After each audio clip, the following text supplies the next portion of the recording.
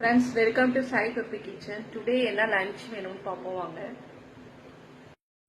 என்ன சாப்பாடுனா சுட சுட சாதம்ங்க, சுட சுட சாதம், அப்புறம் சொரைக்காய் சாம்பார். நல்ல வாசமா சொரைக்காய் போட்டு சாம்பார்.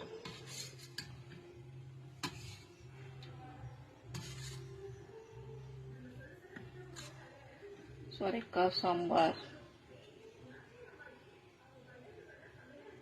அப்புறமா உருளைக்கிழங்கு சின்ன சின்னதாக கட் பண்ணி போட்டு வறுவல் பண்ணி எடுத்து வச்சிருக்கேன்.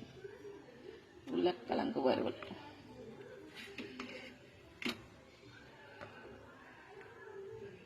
அப்புறமா மல்லி துவையல், மல்லித்தலை துவையல், புதினா துவையல் ஃபுல் வீடியோ என் சேனலில் போட்டிருப்பேன். அதே மெத்தடில் மல்லித்தலை துவையல் செம்மையாக இருக்கும், செம்ம டேஸ்டாக இருக்கும், உடம்புக்கு ரொம்ப நல்லது.